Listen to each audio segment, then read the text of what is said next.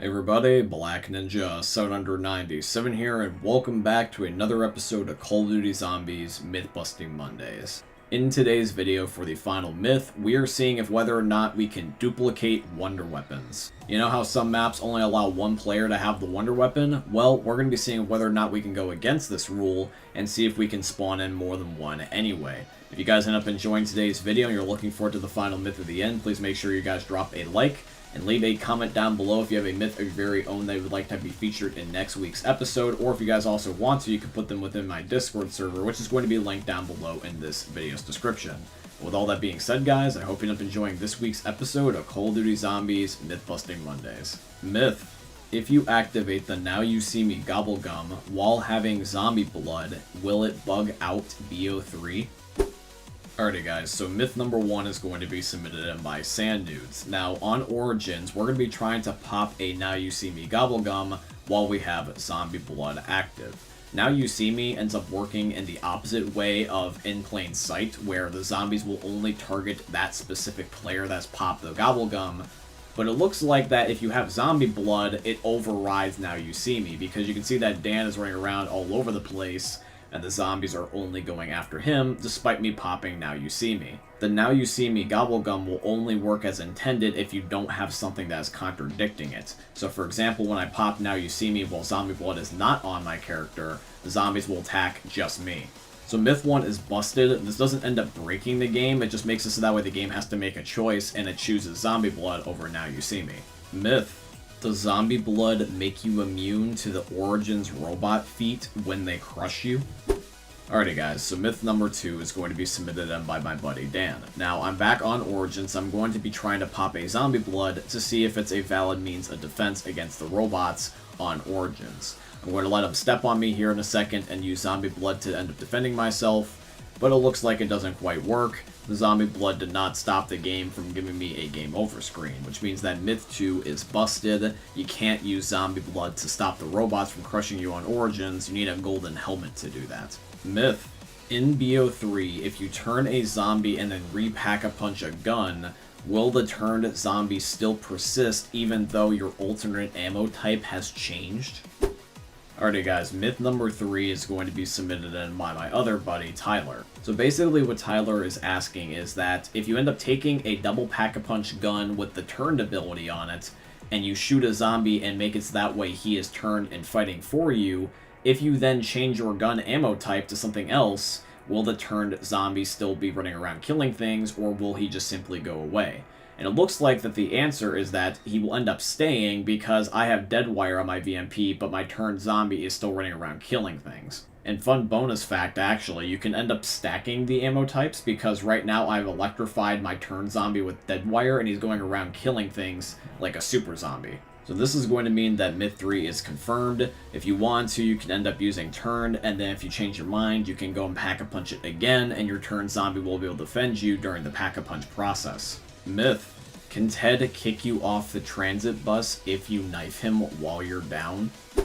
Alrighty guys, myth number 4 is going to be submitted in by Lava. Now, for those of you guys that don't know this, on transit, you can actually end up pissing off Ted the bus driver by stabbing or shooting him. And if you do this enough times and provoke him too much, you will end up having it where he will grief or troll you back, and one of these things he can do is by just flat out kicking you off of the bus. But what happens if we do this inside of a down state? If our character is like prone to the ground because we're incapacitated, does Ted have the ability to reach our character model and be able to therefore kick us off of the bus? And the funny thing is that the result is not what you're expecting it to be. So as we're ending up approaching the next stop here for the bus, I successfully managed to piss off Ted where he does try to throw me off. Now what ends up happening is that I actually have it where I get stuck on the bus's door, and Dan, who is standing behind me, gets flung off of the bus instead, which is really hilarious. So Ted throws off everybody from the bus, and not just the one player that specifically pissed him off.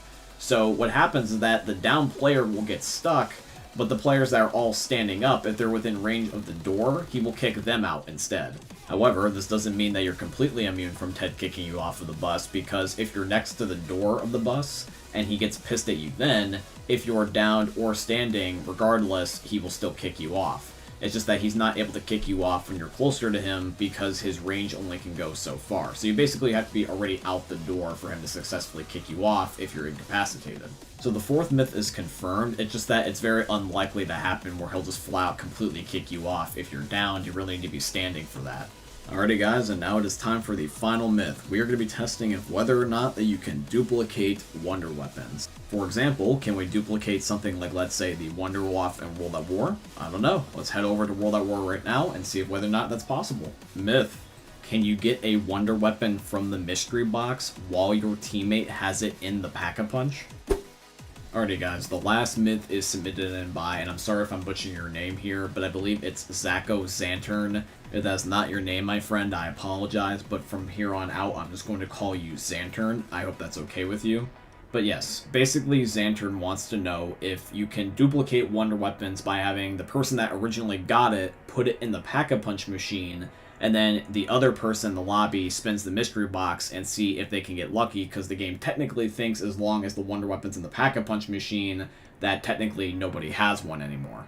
Now, to make a long myth short, so that way you guys don't have to go through seeing the process of what we had to do via going through RNG hell, I'm going to explain the most simplified way of trying to end up explaining what we need to do to even have a chance of possibly getting the result we're looking for.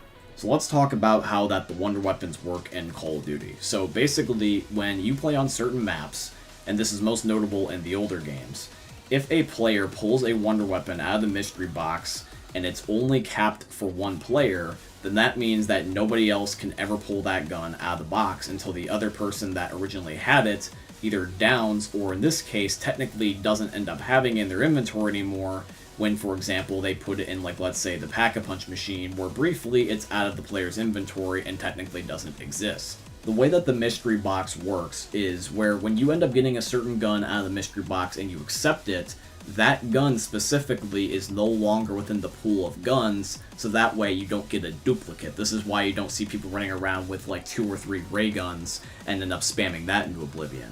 So what happens is that if you get a certain gun and you accept it and it's no longer in the prize pool, except for when you get the weird exception where, like, let's say you get a dual-wield version of some guns, like I know the CZ75s and the 5.7s do that, but that's just an odd exception. When you end up getting a certain amount of guns out of the box, since those ones are gone, if we do something like, let's say, do the give all command, if we end up technically having all the guns and therefore remove all the guns out of the pool, what happens if we specifically just remove the wonder weapon, in this case the Wonder Waff, out of our inventory and we have everything else? Will the mystery box only be able to give us just specifically the Wonder Waff because we have every other gun within our inventory? And now, after that giantly wordy explanation, here is the final result. The answer is yes. If you give yourself every gun besides the Wonder Weapon is the only thing that can come out of the mystery box. So now, knowing what we know, if you technically put the Wonder Weapon in the Pack-a-Punch machine, for the brief period of time that that gun is in the Pack-a-Punch machine, is technically available within the pool of guns for the mystery box again. Which therefore means that there is a brief window of time where, hypothetically speaking, if you were very, very lucky, you could have it where a player could approach the mystery box, spin it, and pull the Wonder Weapon that was just shoved in the Pack-a-Punch machine by another player, and therefore technically duplicating that gun. Now, before you guys go around trying to duplicate Wonder Weapons, I do have to put a giant asterisk here on this final myth. And it's going to be these two things, is that, number one, when it comes to this last myth, is that I can't vouch if whether or not that this actually works, because all this stuff that I was just showing you guys was in a hypothetical situation in solo. Me and Dan tried so hard to get into the same lobby and try to do this officially, but when we tried to play World at War Plutonium, where we had the most success for this myth, we could not end up playing together. We were just not able to connect to each other no matter what we did. I promise you, there's no way we were able to brute force it. And then when we tried to play the Steam copy, we couldn't get SV_cheats to work because for some odd reason, it was just outside of our control. So the closest thing that I could do was to load into solo, show you guys that when you accumulate a certain amount of guns and they're no longer in the pool for the mystery box, and explain the mechanics of how the mystery box and the Pack-a-Punch work to explain my thought process, that is essentially the best I was unfortunately able to do.